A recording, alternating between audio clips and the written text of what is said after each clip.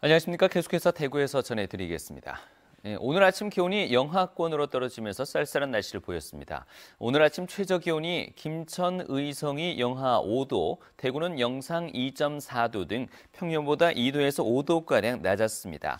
낮 최고 기온은 대구와 경산이 12도, 안동이 10도 등 9도에서 13도의 분포로 어제와 비슷하겠습니다. 대구와 경북 일부 지역에 건조특보가 내려져 있는 가운데 오후부터 밤 사이 경북 내륙을 중심으로 비 또는 눈이 오는 곳이 있겠습니다. 미세먼지와 초미세먼지 농도는 보통 수준을 보이겠습니다. 강은희 대구 교육감의 항소심이 오늘부터 시작됩니다. 1심에서 당선 무효형을 선고받은 터라 호화 변호인단을 구성하고 배수진을 쳤습니다. 교육계 인사들이 단체를 만들어서 구명 활동을 시작했습니다. 윤태호 기자가 취재했습니다. 강은희 대구시 교육감은 1심에서 벌금 200만 원을 선고받았습니다. 선거를 앞두고 공보물에 새누리당 비례대표 국회의원 경력을 쓴 게 문제가 됐습니다.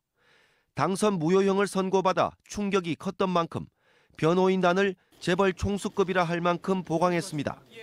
지난해 2월 울산지방법원장을 끝으로 법복을 벗은 이기광 변호사를 전면에 내세우고 전직 부장판사와 검사 출신의 전관 변호사를 선임했습니다. 전직 교육장과 교육청 국장, 우동기, 이영우 전 교육감 등 교육계 원로들이 교육감 구명에 나섰습니다. 최근 대구 교육지키기 시민연합이란 이름의 단체를 출범시켜 강 교육감 선처를 위한 20만 명 서명운동을 벌이고 있습니다. 과도한 지금 판결을 받았다. 조금 지나친 거 아니냐. 강은희 교육감을 지키고 대구교육을 지키기 위해서 대구교육 지키기 시민연합을 지금 창립하게 되었습니다. 교육계 내부에서는 판결을 뒤집기 어려울 것이라는 의견도 나옵니다. 내년도 총선할 때 같이 교육감 선거도 같이 안 하겠나. 2심에서 막 뒤집혀지고 그렇게 생각하진 않으니까. 법조계 일각에서는 전관 변호사가 얼마나 힘을 발휘할지에 대해 회의적인 시각도 내놓습니다. 항소하면 감형이 쉬운 시대는 이미 5년 한 전부터 갔기 때문에 상당히 어렵습니다. 변호인단도 바뀌었지만 사건을 맡은 재판부도 최근 정기 인사로 바뀌었습니다. 항소심 재판의 새로운 변수라고도 볼 수 있습니다. 재판 거래로 촉발된 사법부에 대한 불신이 여전히 크다는 점은 재판부나 강은희 교육감 모두에게 부담이 될 것으로 보입니다. MBC 뉴스 윤태호입니다. 좋은 일자리는 수도권에 집중돼 있어 일자리 양극화가 심각한 것으로 나타났습니다. 한국고용정보원이 전국 252개 시, 군구 단위로 고소득, 고학력, 고숙련자의 비중을 분석해 표준 점수로 환산한 결과 일자리 질 상위 지역 39개 가운데 32개가 수도권에 있습니다. 17개 광역시도 가운데 일자리 질 상위 지역은 서울과 대전 두 곳이었고 대구를 비롯한 세종, 광주, 경기, 울산, 부산 등은 중상위 지역, 경북과 전북, 전남 등 세 곳은 하위 지역이었습니다. 전국 일자리 질 상위 지역 39개 가운데 대구에서는 수성구가 포함됐습니다. 대구시가 소상공인에게 카드 결제 수수료 부담을 덜어주는 제로페이 활성화를 위해서 적극 나섭니다. 대구시는 0%대 결제 수수료를 적용하는 제로페이를 확산시키기 위해서 소상공인에게 사용 방법을 교육하고 소비자를 대상으로 홍보에 나섭니다. 지금까지 대구에서 제로페이를 사용할 수 있는 곳은 360여 곳입니다.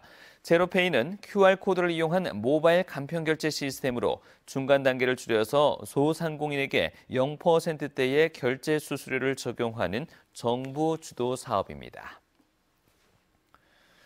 오는 7일 열리는 대구 국제마라톤 대회로 60여 개 시내버스 노선이 바뀝니다. 7일 오전 5시 반부터 11시 50분까지 달구벌 대로와 국제보상로 등 마라톤 구간의 교통이 통제되면서 시내버스 노선이 바뀌어 휴일 운행 차량의 71%가 마라톤 코스를 우회해서 운행할 예정입니다. 마라톤 구간 교통 통제로 버스 통행이 불가능한 교통섬이 발생하는 수성구에서는 대구냉역과 수성 4거리, 드랑길 3거리를 운행하는 순환버스가 운행합니다. 대구시는 시내버스 배차 간격이 평소 휴일보다 불규칙하고 경기가 끝난 뒤에도 정상 운행까지 시간이 걸릴 것으로 예상된다며 가급적 도시 철도를 이용해 달라고 당부했습니다. 지방의 인구 감소를 막기 위해서는 단일 행정구역을 넘어서 도시권 차원의 대응이 필요하다는 주장이 나왔습니다. 대경연구원은 대구 경북 가구의 일일 통행 패턴을 분석한 결과 대구 중심의 대구 도시권과 북부권, 동해권, 서부 권역별 통행량이 지난 6년간 최고 80%까지 증가했다고 밝혔습니다. 이것은 생활 공간이 권역별 차원으로 확대됐다는 의미로 인구 감소 대비책도 권역별로 마련해야 한다고 지적했습니다. 이상으로 MBC 뉴스를 마치겠습니다. 고맙습니다.